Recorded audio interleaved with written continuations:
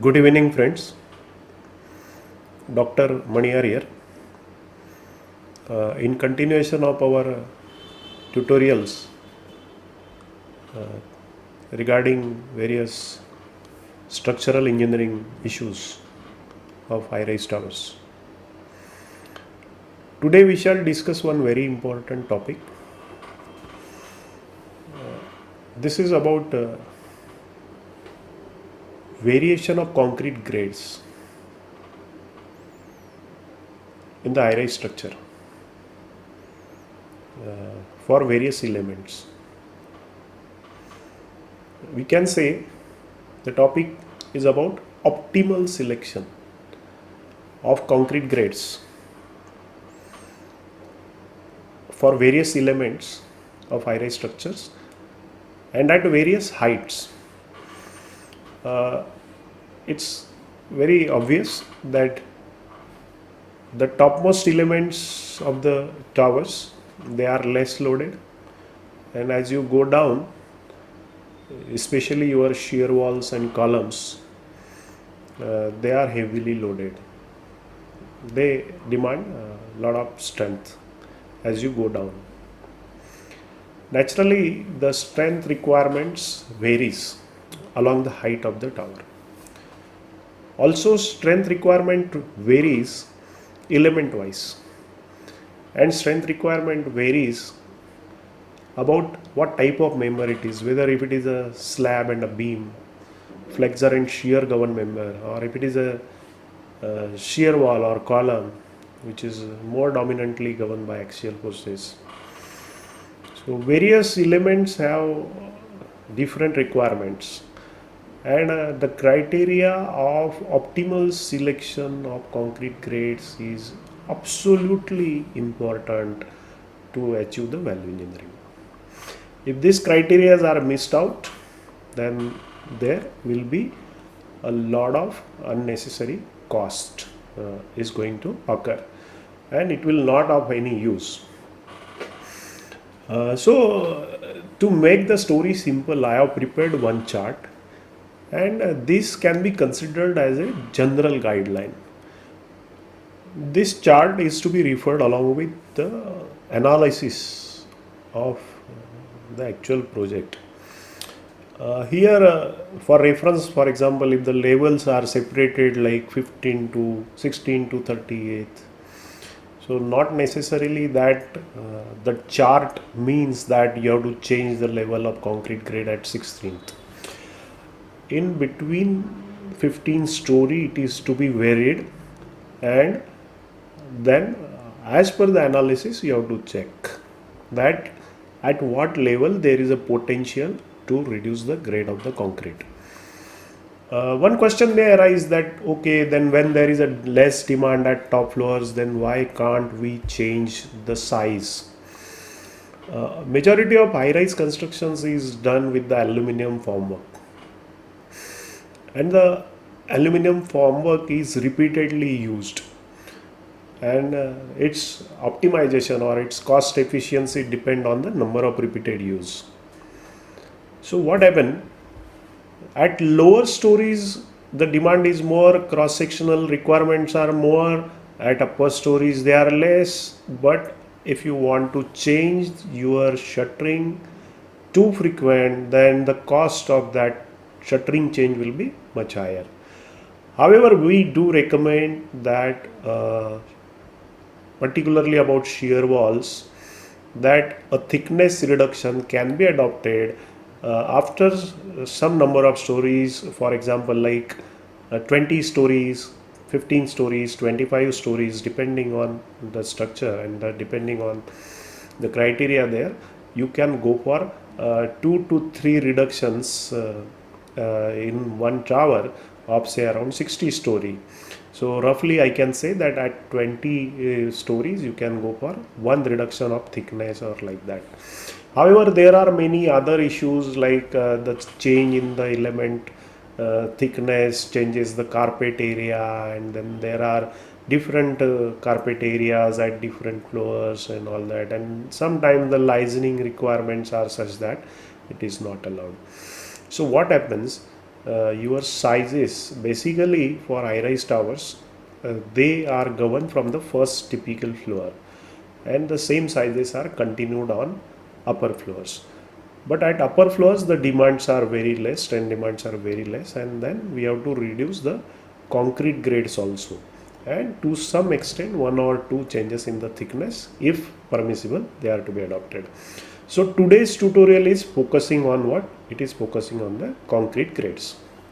So this chart, let us quickly look at this chart. You can see here structural elements are shown in the first column, exposure conditions are shown in the second column, and now from third, fourth, fifth, sixth and seventh column, towers of different heights are mentioned. So the first tower considered is below 50 meter, that is say up to around 15 story. Second is considered where maximum number of stories can be up to 30. Likely there are considered like maximum number of stories up to 45, maximum number of stories up to 60, and maximum number of stories up to 80. So let us look at the very first structural element we come across, that is the PCC below foundation. It is governed by exposure conditions. Three commonly what exposure condition we come across, they are mentioned, that are moderate, severe and very severe. So you can see for all towers, for moderate the PCC requirement is of M15, and if the exposure is severe or very severe, then the PCC concrete grade requirements are M20. Now coming to the foundation, again foundation is also underground, so we consider moderate, severe and very severe, three type of exposure conditions. For towers up to 50 meter, you can see if it is a moderate exposure, then one can use concrete grade M25. But if the exposure is severe, then the concrete grade need to be used as M30, and if it is very severe, then the minimum concrete grade which is to be used is M35. You can see as you go from the columns from left to right, your number of stories goes on increasing.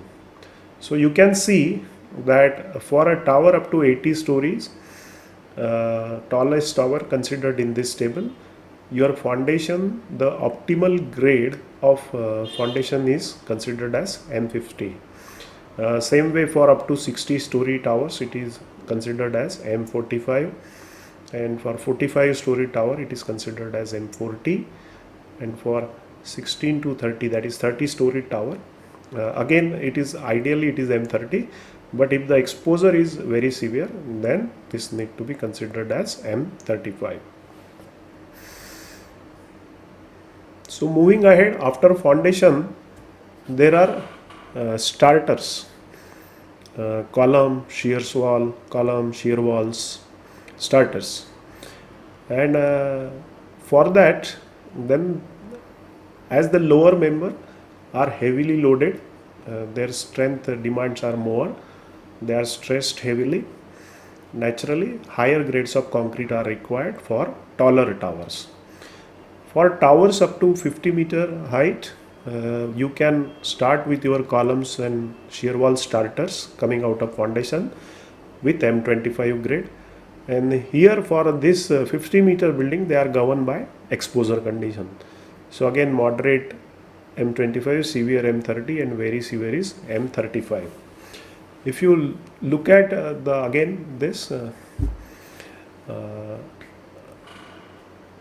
80 story tower, then the optimal concrete grade required is M70 for starter columns and walls. Whenever you go for a foundation and all that high grade concrete, then it is recommended to use low heat concrete, and concrete in which you use GGBS or fly ash, that type of additives are used, then that is more advisable. For M70 grades also, if the sections are too massive, then the requirement for the mass concrete need to be taken care with, particularly the temperature of the concrete at the time of pouring is very important, and for very heavy sections with very high grade concrete, then chilled water concrete is to be prepared. Next you will see horizontals, slabs and part of beam above slabs of it, and this we are considering say up to say fifth level. Now here one point I would like to make it clear कि why horizontals are taken separately and column and shear walls are taken separately. Column and shear walls forces are transferred through slabs. What happen at slabs? Slabs are like horizontal lamina. They are confined very significantly as compared to freely standing shear wall and column.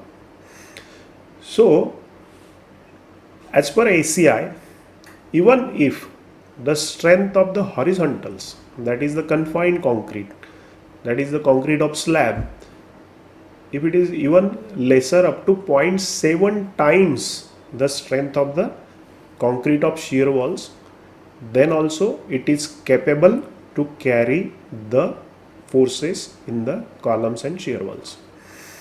Now naturally we should take advantage of this. One more thing, columns and shear walls being axial force carrying elements predominantly, their strength requirements, strength demands are more, whereas for beams and slab the strength demands are depends on the spans of the beams and slabs, and for nearly for all typical floors they are same. So they are same for nearly all floors, and but for shear walls and columns they go on, the strength demand goes on increasing as you go to lower floors.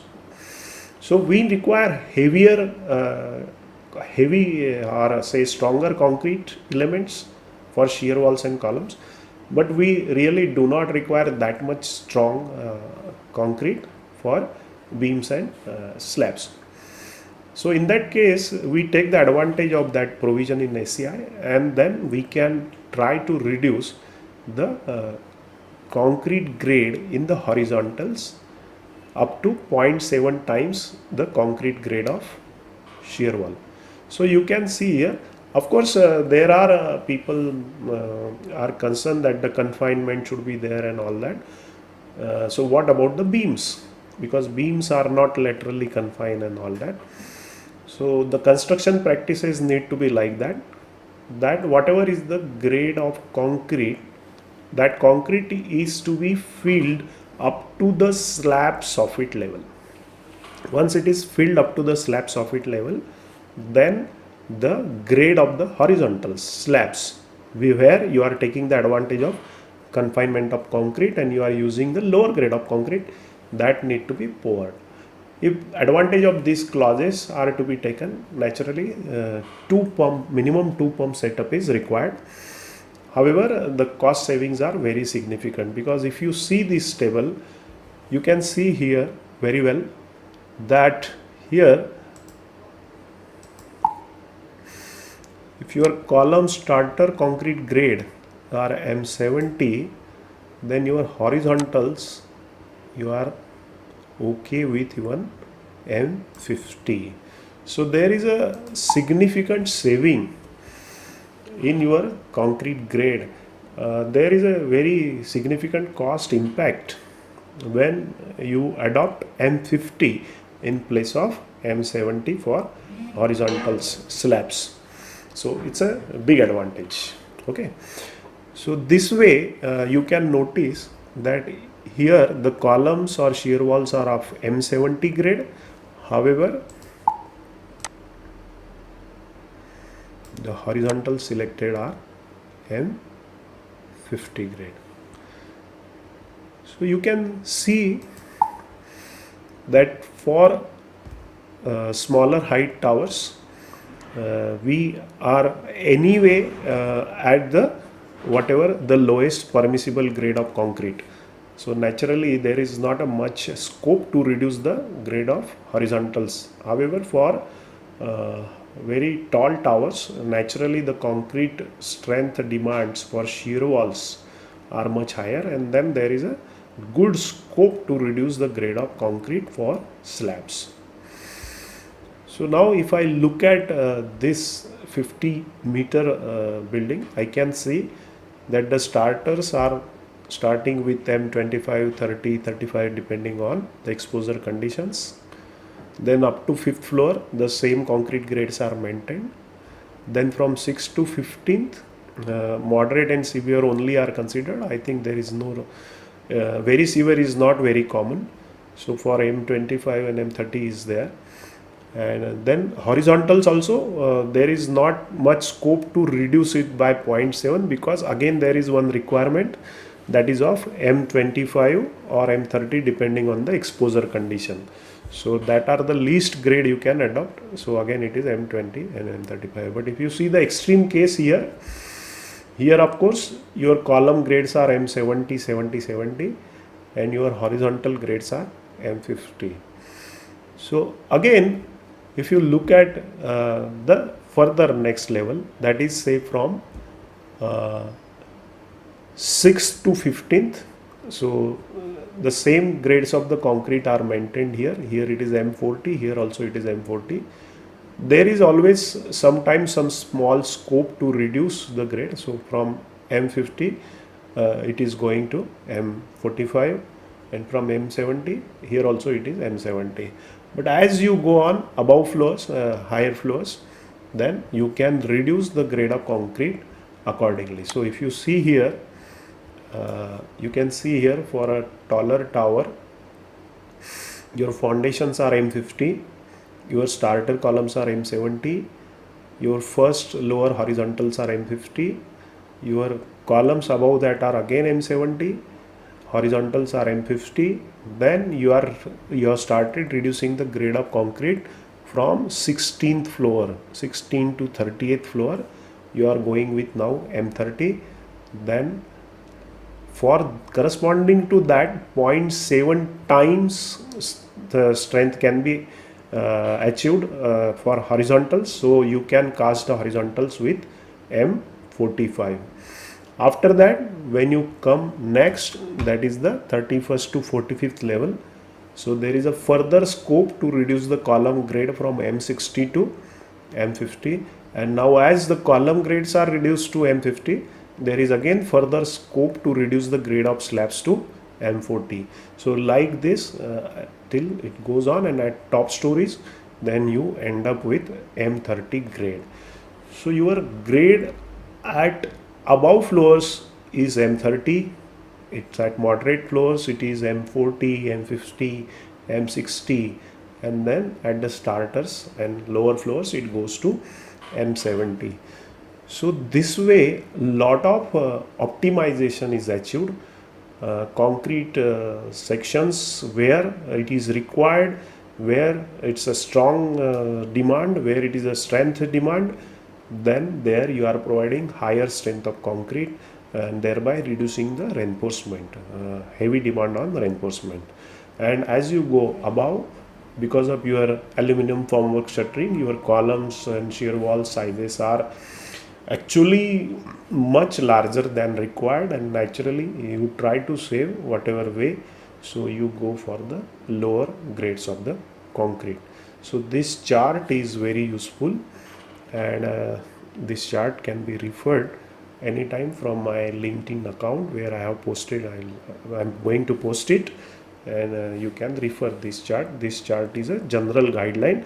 However, if you follow based on this, you can achieve a very good optimization in your concrete costs. And not just the concrete cost, a proper concrete grade selection has influence on the reinforcement demand also. So the reinforcement cost also will reduce. So that's all in today's lecture. This topic is a very vast topic. This is just the beginning. This is just a general guideline. However, project to project, building to building, there is a very thorough exercise need to be done to bring down the cost, how to use the material optimally. That is very important. So thank you very much for kindly listening to my this video.